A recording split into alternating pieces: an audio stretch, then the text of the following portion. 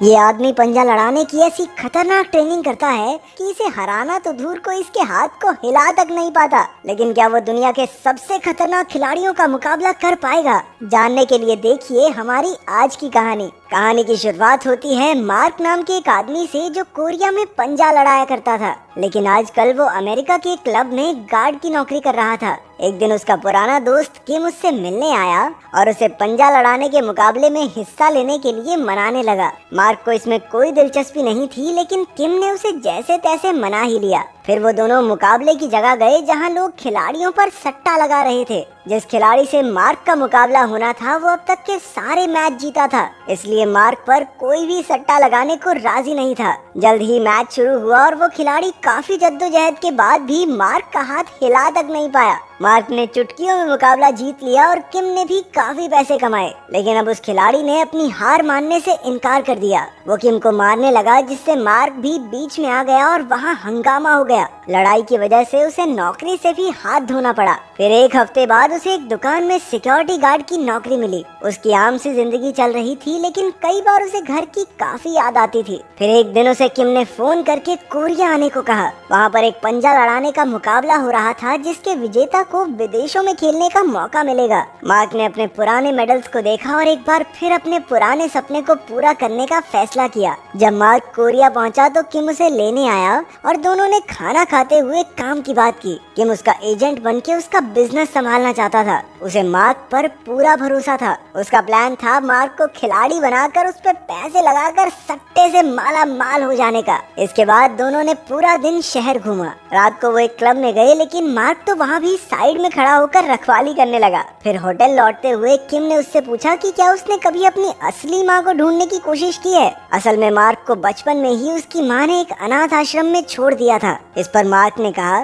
देख, जो लोग मुझे छोड़ गए मुझे उनसे मिलने में कोई इंटरेस्ट नहीं है। इसके बाद किम ने उसे होटल में छोड़ दिया। वहाँ मार्क ने जिंदगी में पहली बार एक उछलता हुआ बेड देखा। उस कमरे में किम की तरफ से एक तोहफा भी था। डब्बे में एक फोन निकला जिसमें उसकी असली माँ का पता था। उधर किम यो नाम के एक बेहद अमीर गुंडे से मिला और मार्क पर पैसे लगाने को कहा। पहले तो उसे बिना इजाजत के यो से बात करने के लिए उल्टा लटका दिया गया, लेकिन जब यो ने मार्क की वीडियो देखी तो वो उस पर पैसे लगाने को राजी हो गया। हालांकि उसकी एक शर्त थी कि मार्क को उसके ऑर्डर के मुताबिक हारना या जीतना होगा। अगली सुबह मार्क फोन के नक्शे के मुताबिक उस पते पर पहुंच गया। दरवाजा खटखटाने से पहले उसे दो बच्चे मिले जो उसका भारी भरकम शरीर देखकर उसे राक्षस समझ बैठे। बच्चे उससे डर न जाएं, इसलिए वो बिना कुछ कहे वहां से चला गया। उन बच्चों ने फिर अपनी माँ सुमी को इस अजीब आदमी के बारे में बताया। उन्होंने खिड़की से देखा कि मार्क वापस जा रहा था। सुमी कपड़े की एक दुकान चलाती थी जो काफी घाटे में चल रही थी। उसे गैंगस्टर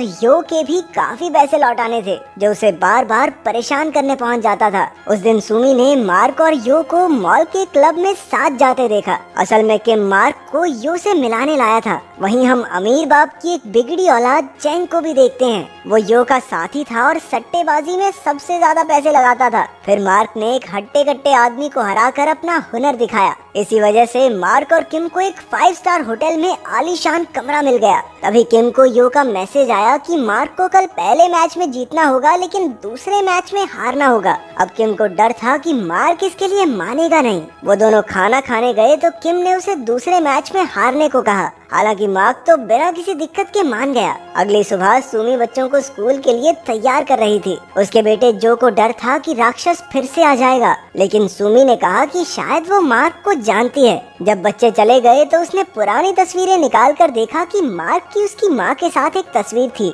वहाँ बच्चों ने मार्क को बाहर देख लिया और जो ने तो उसे पुलिस बुलाने की धमकी भी दे दी।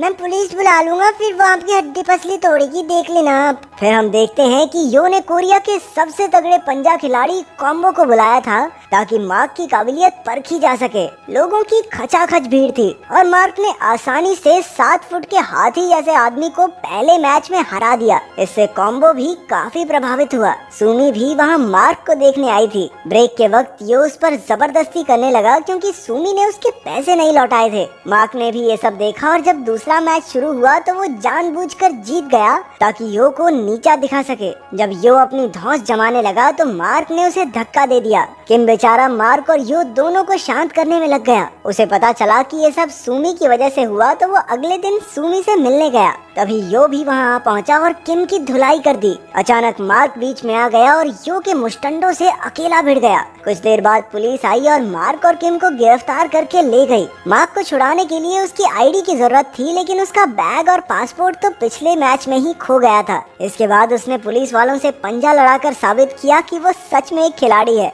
लेकिन उन्होंने फिर भी उसे जाने नहीं दिया। तभी सुमी वहाँ पहुँची। न जाने कैसे उसे मार्क का पासपोर्ट मिल गया था। तब पता चला कि सुमी मार्क की सौतेली बहन है और उसकी माँ दरअसल 1 साल पहले गुजर गई थी। ये सुनकर मार्क का दिल टूट गया। बच्चों ने भी उसे घर आकर रहने को कहा। मामू मामू हमारे साथ घर चलो ना मामू। सुमी की बेटी जून ही उससे खेलती थी और बेटा जून हुआंग उससे काफी बातें करता। वहीं घर के बाहर कुछ आवारा लड़के सिगरेट पी रहे थे। सुमी के मना करने के बाद भी वो नहीं गए, लेकिन जैसे ही मार्क उनके सामने आया तो सब दुम दबाकर भाग गए। अगले दिन यो के आदमी सुमी से पैसे वसूलने आए। उसी वक्त मार्क घर से जा रहा था ताकि वो सुमी पर बोझ न बने। उसने गुंडों को भी भगा दिया, लेकिन फिर उसने वहीं रुकने का फैसला किया। अगले कुछ दिन तक पूरे परिवार ने मिलकर बढ़िया खाना खाया, घूमे फिरे और मजे किए। सुमी के लिए काम के साथ बच्चे संभालना काफी मुश्किल था। उसका पूरा घर कपड़ों से भरा हुआ था। एक दिन उसने घर आकर देखा कि सब कुछ एकदम साफ हो चुका है। ऊपर से मार्क बच्चों की देखभाल भी बहुत अच्छे से करता था। दूसरी ओर किम गरीबी के दिन काट रहा था। तभी मार्क को बच्चों के साथ देखकर उसे आइडिया आया कि क्यों ना मार्क की दुख भरी कहानी दिखाकर थोड़े पैसे कमा लिए जाएं। मार्क भी इसके लिए मान गया। इसके बाद मार्क अपने परिवार के साथ बाहर जा रहा था। रास्ते में उसने कॉम्बो को खेलते देखा। मार्क ने उसे चुनौती दी और जीत कर सबका चहेता बन गया। कुछ ही हफ्तों बाद उसके दुख भरे बचपन और मुश्किलों की कहानी पूरे देश में फैल गई।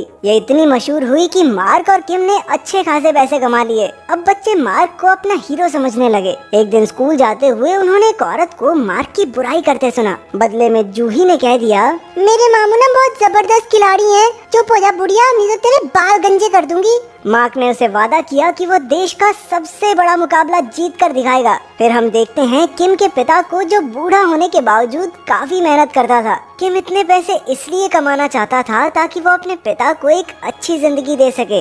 एक दिन मार्क को जून हुआंग ने वो ईमेल्स दिखाए जो मार्क की माँ हर रोज लिखा करती थी। दरअसल उसे इस बात का बहुत पछतावा था कि उसने अपने बेटे मार्क को अनाथ आश्रम भेज दिया। पूरी जिंदगी वो बेचारी ईमेल्स लिखती रही, लेकिन वो पता मार्क का था ही नहीं। उसने लिखा था कि जब मार्क उनके साथ था तो जिंदगी बेहद मुश्किल थी। उनके पास मार्क को खिलाने तक के पैसे नहीं थे और वो चाहती थी कि उसका बेटा एक अच्छी जिंदगी जिए, इसलिए उसने दिल पर पत्थर रखकर उसे अनाथ आश्रम भेज दिया। मरने से पहले भी उसकी आखिरी इच्छा यही थी कि मार्क से मिलकर उससे माफी मांग सके। मार्क को ये भी पता चला कि सुमी उसकी सौतेली बहन नहीं है। जब सुमी के माँ बाप मर गए तो मार्क की माँ ने उसे संभाला। ये खबर सुनकर मार्क दंग रह गया और उसे सुमी पर गुस्सा भी आया। कुछ दिन बाद वो सब उसकी माँ की कब्र पर जा रहे थे। रास्ते में मार्क ने सुमी को झूठ बोलने के लिए काफी बुरा भला कहा। उसने अब वापस अमेरिका जाने का फैसला कर लिया था। तभी किम ने उसे रोकने की कोशिश की, क्योंकि मुकाबले एक हफ्ते में शुरू होने वाले थे।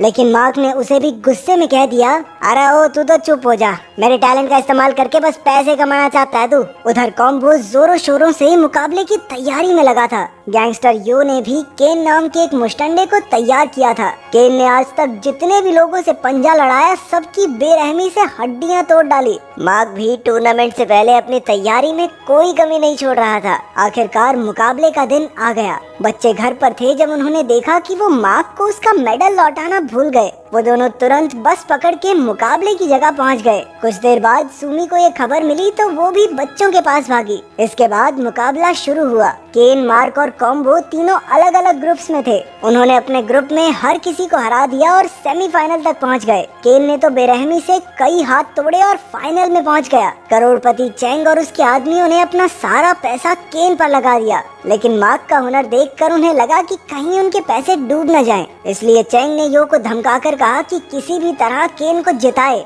फिर यो ने किम को $2 लाख देकर कहा कि मार्क को सेमीफाइनल्स में कॉम्बो से हारना होगा। हमेशा की तरह किम की जीभ लपलपाई तो उसने पैसे ले लिए और सीधा मार्क के पास पहुंच गया। लेकिन मार्क ने हारने से साफ इनकार कर दिया। किम ने कहा कि इन पैसों से उसकी पूरी जिंदगी बदल सकती है, लेकिन मार्क के लिए अपनी भांजी से किया हुआ वादा कहीं बढ़कर था। आखिरकार उसने कॉम्बो से टक्कर का मुकाबला किया और जीत गया। वहीं ब्रेक के समय यो ने किम को पकड़कर उसकी हड्डियों को थोड़ा ब्रेक किया, लेकिन उन गुंडों को मार्क ने एक एक करके धूल चटा दी। अब किम ने भी पैसों का लालच छोड़ दिया और उसने मार्क को जी जान लगाकर जीतने का हौसला दिया। ना ना और ले ले पैसे। अब शुरू हुआ आखिरी मुकाबला, जिसे देखने के लिए सबकी सांस अटकी हुई थी। तभी केन ने चीटिंग की, जिससे मार्क का हाथ फिसल गया। उसने मार्क का अंगूठा काफी जोर से खींचकर उसे चोट पहुंचाने की कोशिश की। अब केन किसी भी पल जीतने ही वाला था कि मार्क की नजर अपने भांजे और भांजी पर पड़ी, जो उम्मीद भरी निगाहों से उसे देख रहे थे। अचानक बच्चों के मामा में नया जोश भर गया और उसने एक ही झटके में केन को हरा दिया। आखिरकार मार्क ने टीवी पर कहा कि वो अपनी माँ से बेहद प्यार करता है। उसकी जीत से वहाँ मौजूद हर इंसान की आंखों